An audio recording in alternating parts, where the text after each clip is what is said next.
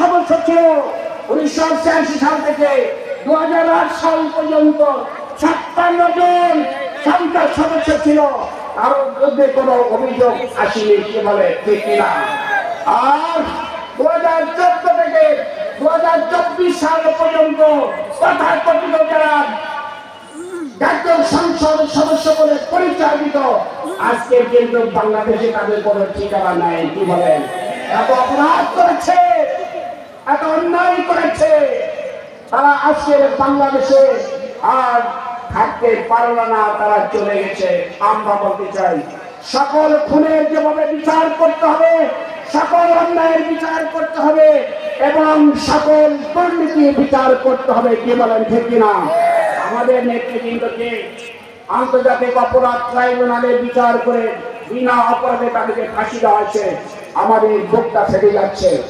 আমরা বলতে চাই বর্তমান সরকারকে, এই আন্তর্জাতিক অপরাধ ট্রাইব্যুনালে শেখ হাসিনা সহ যারা গণহত্যা করেছে, যারা খুন করেছে, প্রত্যেকের বিচার করে ফাঁসি দিতে হবে। আপনার ভালো থাকুন, সুস্থ থাকুন। আগামী দিনে সকল ষড়যন্ত্র মোকাবেলা করে জাতীয় সংসদে নির্বাচনে আপনাদের প্রস্তুতি নেওয়ার আহ্বান জানিয়ে আমার বক্তব্য শেষ করছি। আসসালামু আলাইকুম ওয়া রাহমাতুল্লাহি ওয়া বারাকাতুহু।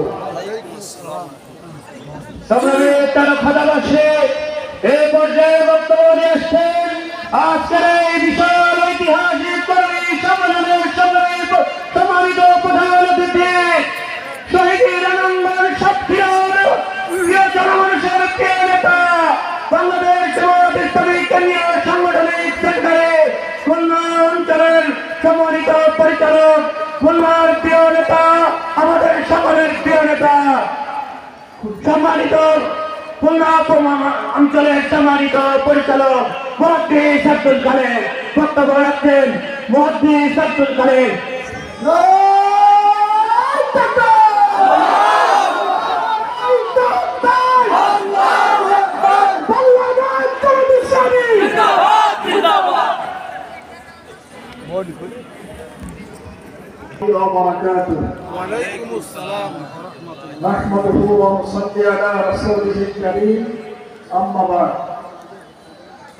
আজকের এই ঐতিহাসিক আনন্দঘন উৎসব কর্মী সম্মেলনের সম্মানিত সভাপতি, সম্মানিত নেতৃবৃন্দ, সাংবাদিক বন্ধুগণ, প্রশাসনের দায়িত্বে নিয়োজিত কর্মকর্তা কর্মচারীবৃন্দ, আমার প্রাণ প্রিয় কর্মী ভাইরা, আমাদের সকলকে সাথে নিয়ে শুরু করতে চাই একটি স্লোগান।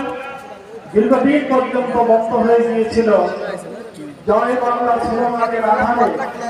এই স্লোগানটি তারা টিকে ফেলতে চেয়েছিল। আমি দুটো স্লোগান দিয়ে শুরু করতে চাই, একটা কারখানাবাসীর সম্মানার্থে, আর একটা আল্লাহ রাব্বুল আলামিনের নারায়ে তাকবীর ধ্বনিকে উত্তোলিত করার জন্য।